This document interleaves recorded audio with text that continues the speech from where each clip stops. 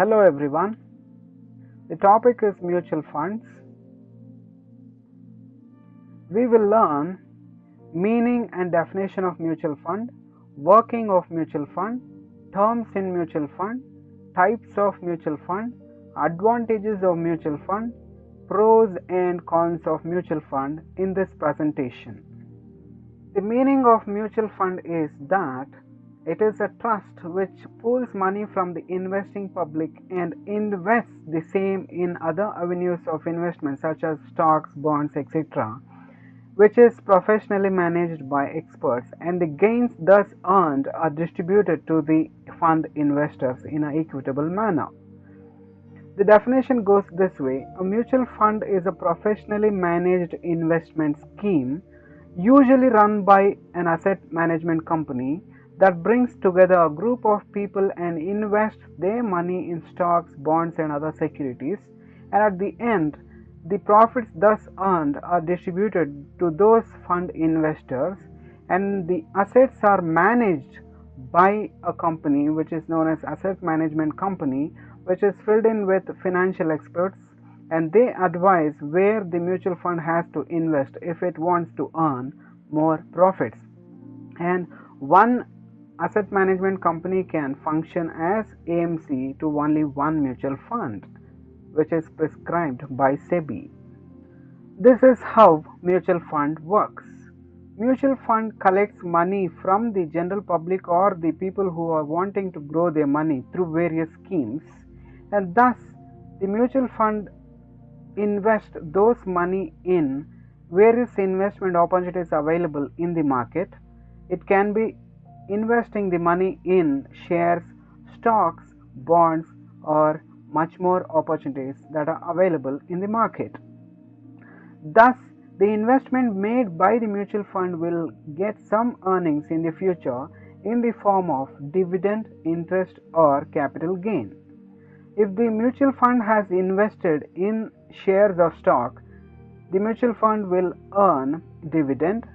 If the mutual fund has invested in debentures, it will earn interest. Or if mutual fund sells the shares, it will earn capital gain. In all these cases, whatever the earnings has been made by the mutual fund, it will distribute those profits that are earned to the fund investors in an equitable and satisfactory manner. This is how mutual fund works.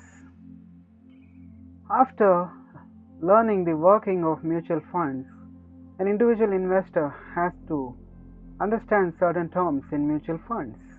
What are those terms? Come, let us see. Certain terms that are very technical in mutual funds. First being AMC. AMC means Asset Management Company, and this is the company which is going to be filled with financial experts and who do technical analysis, and who is going to advise the mutual funds where to invest to make the investment a profitable one. A mutual fund has one AMC which is going to advise them throughout their pursuit of profit in investments. Second, we have unit. A unit is a share of a mutual fund. Whenever an individual is investing in the mutual fund, he is investing in the unit of a mutual fund. It is something like a person buying a share of a company. When a person buys a share of a mutual fund, it is termed as a unit. And third, we have net asset value. The net asset value is the price of the unit of a fund. Each fund has a value, and when it is divided into units, that unit value of a fund is known as net asset value. And initially, the net asset value of the fund will be less. As time passes, as market progress, the net asset value keeps on increasing. Next, we have load. Load is the fee that is charged whenever an investor buys or sells a unit of fund in the mutual fund. Whenever a new investor buys or sells a unit in a mutual fund, he has to pay a certain amount of money, and that fee is called as a load. And we have NFO, a new fund offering. Whenever a mutual fund is going to offer a new mutual fund scheme, we call it as NFO, and it is offered at NAV, which is termed as net asset value. The mutual funds are coming out with NFOs, that is new fund offerings, new schemes. The recent development is SIP, systematic investment plans, wherein the individual investor can invest periodically into the mutual fund schemes. He can invest an amount which is far lesser than 1000 rupees, and he can start investing for each month, wherein he has to commit putting into the similar fixed amount every month or every 3 months, so that his fund grows into a bigger corpus. Next, we have expense ratio. What is this expense ratio? Expense ratio is the percentage of fees paid to the mutual fund company to manage and operate the fund, including all administrative expenses. To be precise, expense ratio means something hidden, which the individual investor in mutual fund doesn't understand well. But be cautious to understand this. We know that mutual fund is going to take our money and invest that money in various other investment opportunities, and thus mutual fund is going to earn back some amount of profit, and thus mutual fund distribute all this profit that has been earned through those investments. If you ask this question, the mutual fund will say no. It is going to deduct some amount out of those profit that has been earned by the mutual fund as earnings, and this deduction of profits out of the earnings that has been made by the mutual fund investment is called as expense ratio, which is said to be the fees to be paid for managing the fund. And this expense ratio ranges from 1 to 3% of the fund value or the fund investment value itself. Hence, these are the terms which are to be understood by an individual investor in mutual funds. Moving on to the types of mutual funds, there were n number of mutual fund schemes available in the market which were only leading the investor into confusion. Thus, SEBI came in to help and gave a solution that there can be only 5 types of mutual funds in the market. What are those 5 types? It said equity funds, debt funds, hybrid funds, solution oriented funds, and others. What are these? Come, let us see one by one. First, we have equity funds. If the mutual fund is going to make investments in shares or stocks of other companies, then that will be termed as equity funds. In this case, risk is higher because it is linked to equity shares, but the benefit is double. It has return in the form of dividend as well as in the form of capital gain or capital growth. The second is debt funds. In this case, if the mutual fund is going to invest in debentures or bonds of other companies, we term it as debt funds, and this debt fund is less riskier and it has regular income in the form of interest being paid by the debenture of those companies. So it is advisable. Equity funds are for those people who are ready to take risk at a lower age, and debt funds are for those people who do not have regular income and they are not ready to take higher risk. And we have the third type called as hybrid funds.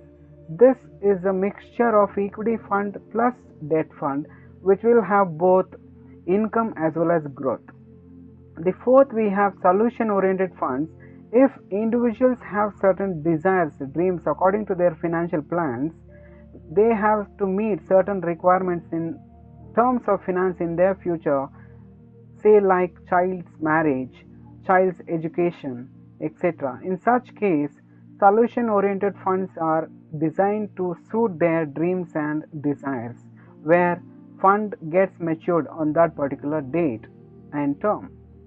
And the last, those funds which do not fall under these 4 categories come into the 5th category called as other funds, which are designed by the company for their own purpose to push in their sales and focusing on certain needs of the individuals.